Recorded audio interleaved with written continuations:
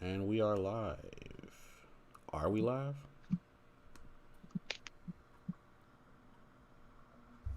Is it coming up with us being live?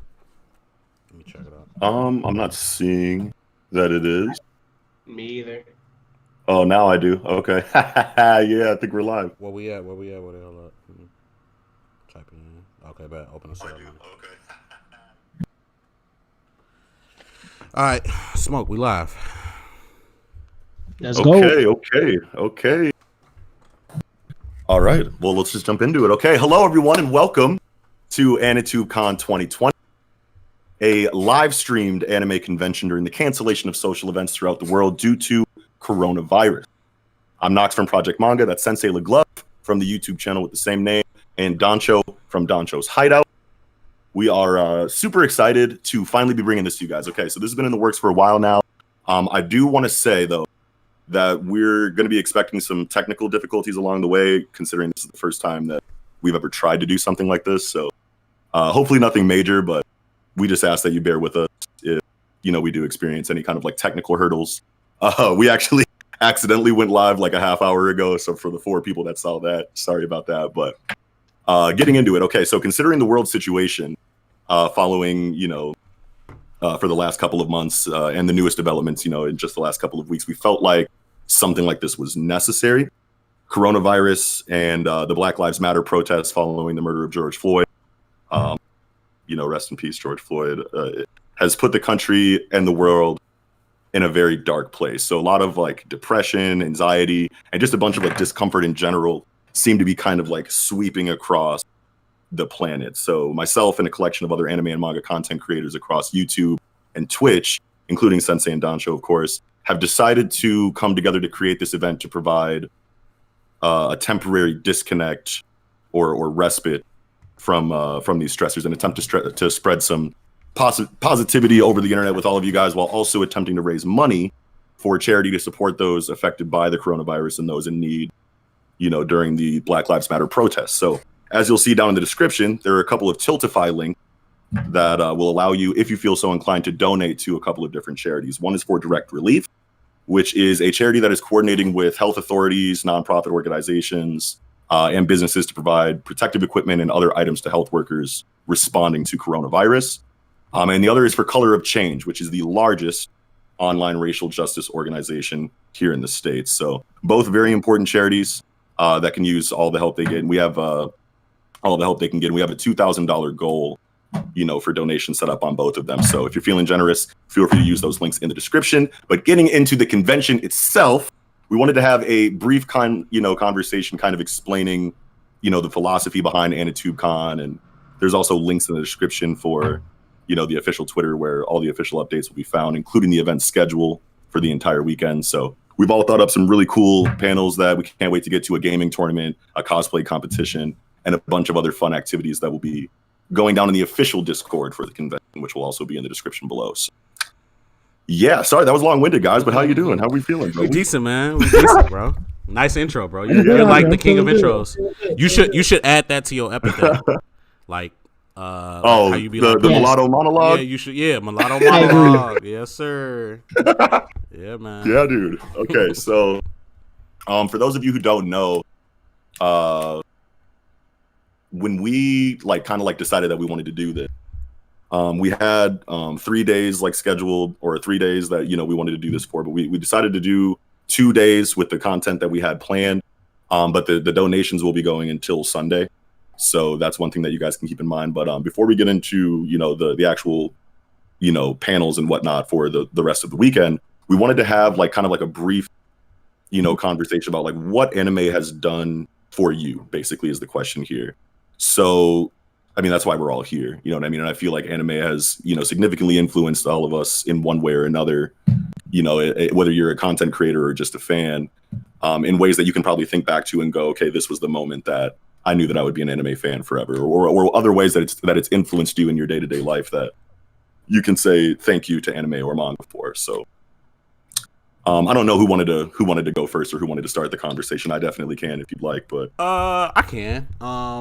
Yeah, what's up, dude? Anime has legit been I don't want to say it saved my life, but like I respect the fact that I'm an anime fan so fucking much, because I just feel like niggas that are in the anime, specifically like black people that are in the anime that aren't like overly, you know what I'm saying, Oreo, are like a rarity. Yeah. Not a rarity, but like they're such like a, you know, like a fine tuned, Quality.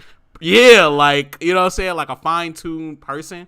So just the fact that I'm in the anime itself just makes me feel like I'm that nigga. Not like I'm better than nobody, but just like I'm that nigga. Right.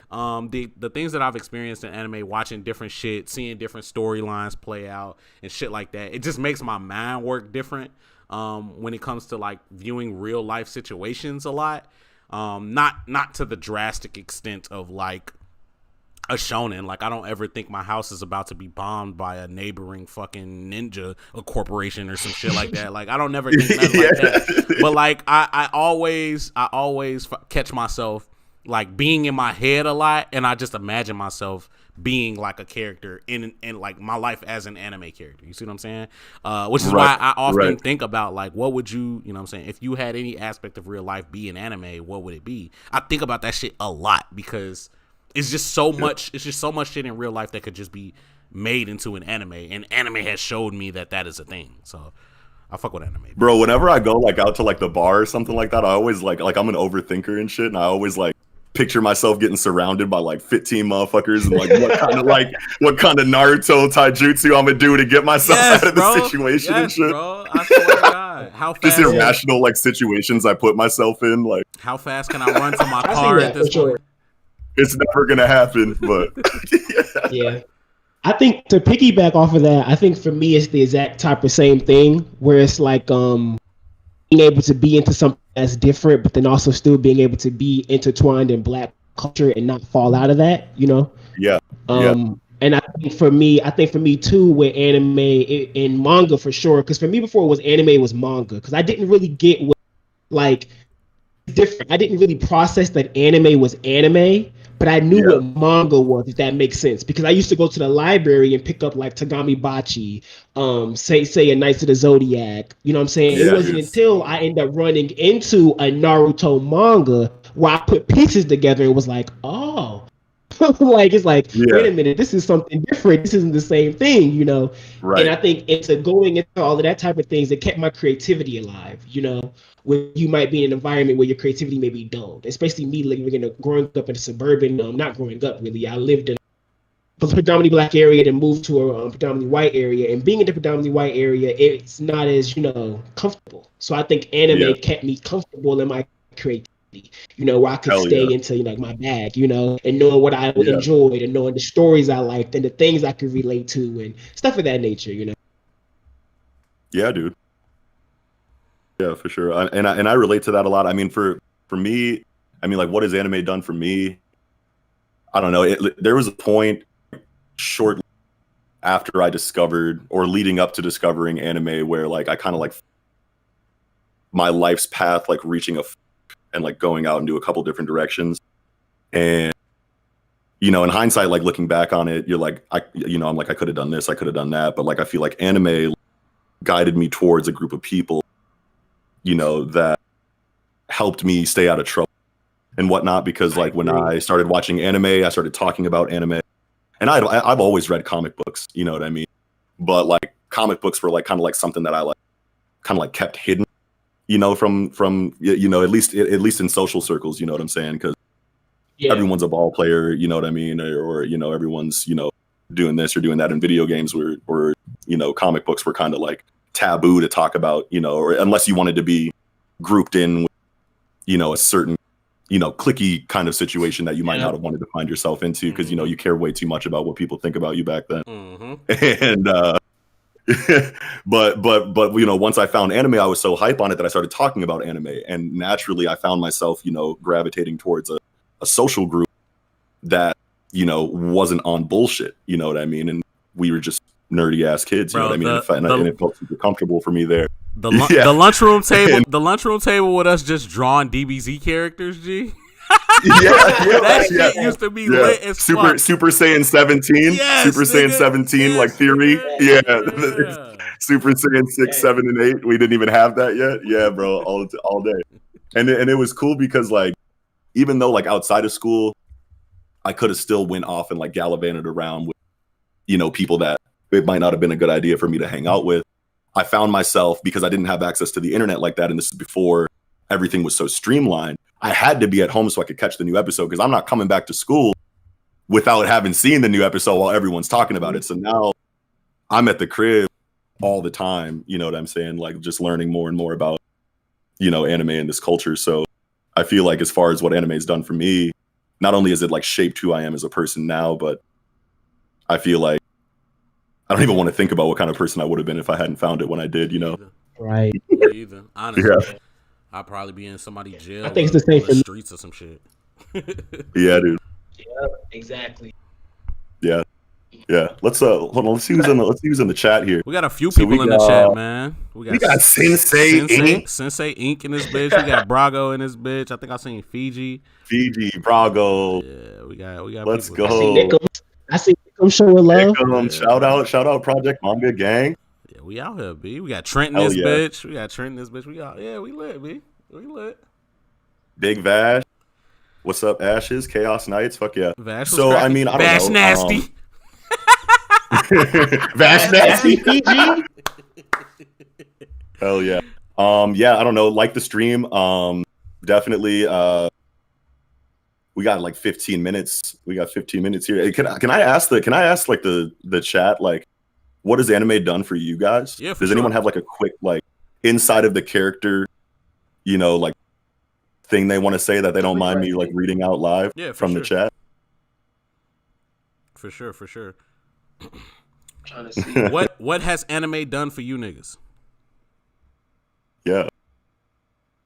I agree with Fiji. Need everybody tweeting this out right now. Yeah, man. Like the stream. Yeah, tweet it out. I mean, this is just the opening ceremony. I mean, like we didn't really have too big of a topic like planned for it. Really what we wanted to do was just like let people know that it's jumping off, explain kind of like how the convention works. I mean, there's links in the description that you guys will be able to join the public Discord server. That's where we're going to have like watch parties and whatnot and other kind of like Discord activities and games. And then of course, the official schedule, if you haven't seen it already, is inside of the official Twitter account for ANITUBE CON 2020. So that link is in the description as well. So that'll show you all of the panels that we have planned for the weekend, who's involved in them as far as hosts and collaborators are concerned, where you can find those events. The gaming tournament for Super Smash Bros. Ultimate is going to be on the Twitch channel, which is also in the description. We got a couple people and same with the cosplay competition. That'll be tomorrow. But okay, let's take a look here. We got a couple people. Yeah, let's take a look. Okay, Moogie Straw Boy, save me from depression. Fuck yeah, king shit. That's amazing. Brian Valdivia, anime and fantasy can be a great escape for a few hours during all this craziness. Absolutely. Yes. Absolutely. Switchblade hand grenades. Yeah. Save me from depression. And see, like anime is so good for that. I feel like more so than like video games are like an escape from reality. Yeah, I mean, any kind of like fictional medium. Me, nigga. Bro, when I what's crazy, I talk to my girl about this shit all the time. And like she asks is like, cause I've never been on like a basketball team. I've never been on a football team. None of that shit. Well, I've been on a football team, but I quit cause I hate running. But like she asks is like, what the fuck did you do? I'm like, nigga, I came home, did my homework, and hopped on the game, or I watched fucking Toonami, bro. Yeah. Like that was it. That was my life. You know what I'm saying? Like if I was kicking it with if I had friends, they coming over to play the game with me, or they coming over to watch anime with me, or I'm going to their crib to do that. You know what I'm saying? Like we wasn't really out. Niggas wasn't really going out, but she was like, yeah, you ain't really go to the rink. I'm like, maybe once or twice. But that wasn't an every weekend thing for me, nigga. Friday nights was Toonami. Like, what are you talking about? Like, can't miss that. Exactly. Can't miss that. Exactly. That's facts. Trent motherfucking Money, you already know who the fuck it is. What's going on, bro? He has a really cool comment. He says, seeing characters refuse to take no and keep pushing is dope. And that reminds me, like in my life, like because of how obsessed with anime and manga I am, like I find myself using the lessons that you learn in anime, like in my like regular like day-to-day life, and like Like, and it might be funny, but like there have been times where like I've been in a social situation and I know that none of the motherfuckers I'm with watch anime or read manga, so I be dropping quotes, badass quotes from my favorite manga and shit that I have memorized, acting like I made that shit up. Exactly. They be like, "Damn, that was deep." Hell I'll be like, "Yeah." I be dropping 100 posts like a madman. Yeah. He dropping 100 posts like a madman. Yeah, I was so all into day. that shit. You remember when niggas used to rap? Remember when niggas used to like get into a cipher circle? Yo, I rapped that Boondocks opening like it was my shit. I am the stone that the builder refused. I am the I rapped the shit out of that, and you know the hood niggas wasn't watching that. So the Samurai Champloo, sharp like the edge of a samurai sword. Going crazy, bro. Oh my god. They like, bro, I'm coming back with different raps from different animes. Niggas is damn. How many flows you got? Bro, you know how many times like you get drunk at a party and you start like acting like a tough guy, like talking about like, oh, I beat this motherfucker up, or I could beat this dude up, or whatever. You know how many times I've gotten drunk and dropped the Zorro quote from Punk Hazard when he's fighting Monet, and he's like, hey, if you ever met a wild animal that you were sure wasn't gonna bite you? I haven't. Oh god, I'm motherfucking shook. I'm off the goop swaying, acting like I'm Zorro, bro. Go ahead, man. Yeah, you good. I knew you was that nigga when I first got on the podcast with you, and you was like, I'm 100. How you say I'm 165 centimeters or some shit like that. You said. I'm like, this and 14 stone. Yeah. I'm like, this nigga is JoJo. Bro. What the fuck? Clown, man. Bro, that's Game of Thrones though, dog. That's Lord of the Rings, bro. Like, you know what I'm saying? Like, I be remembering those. I'll be like, okay, hold on, let me see how tall I am in centimeters and how much I weigh in stone. I want to drop that on a nigga one time. Let's see how he feels about that. When you said that shit, I'm like, yo, you just say he's 14 stone? I'm like, this I nigga. I feel like he got a claymore in his back pocket. I'm like, this nigga is real, bro. He's real. Man, the mountain. Shake a nigga for a second.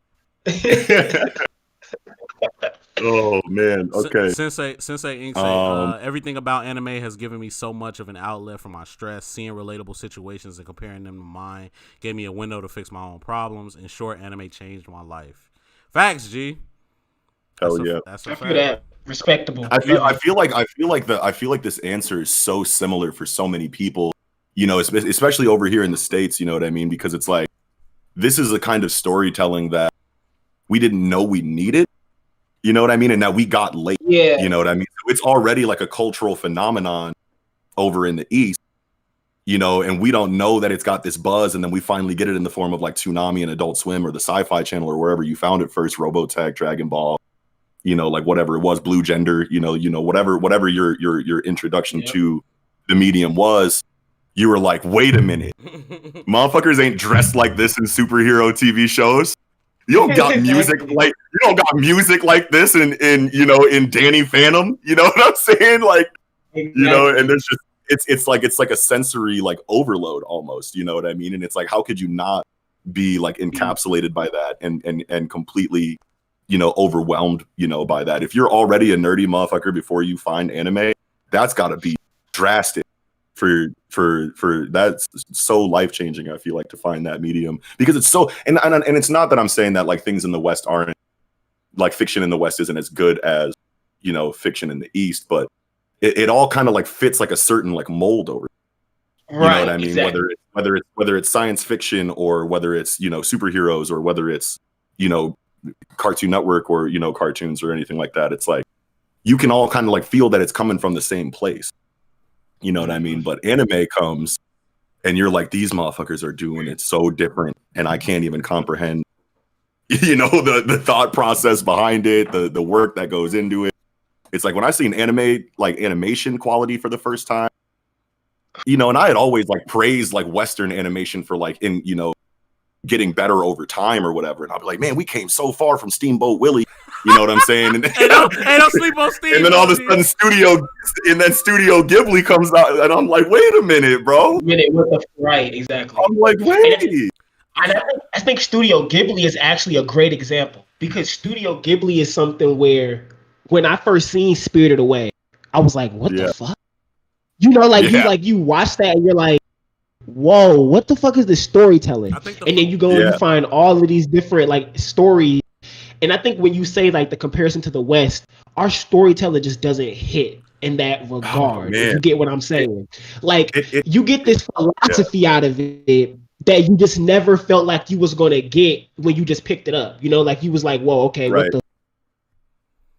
I think the first, and especially inside of like I think the first thing inside of the shonen genre. Go ahead, Knox, go ahead. Oh yeah, go ahead. No, go ahead, Sensei. The first thing I ever saw that wowed me animation wise was definitely Akira, bro. I was tweaking I was tweaking the fuck bro. out If you look into if you look into like the behind the scenes of like the making of Akira, bro, like you'll be like, these people aren't human. You know what I mean? And like it's like this, and it's like this is the late '80s, early '90s. You know what I'm saying? And I feel like they're doing shit that motherfuckers couldn't do today.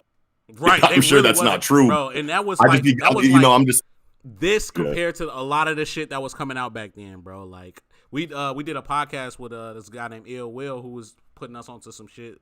Niggas was exploding buildings by busting on them, like all type of shit, bro. Like it was wild, bro.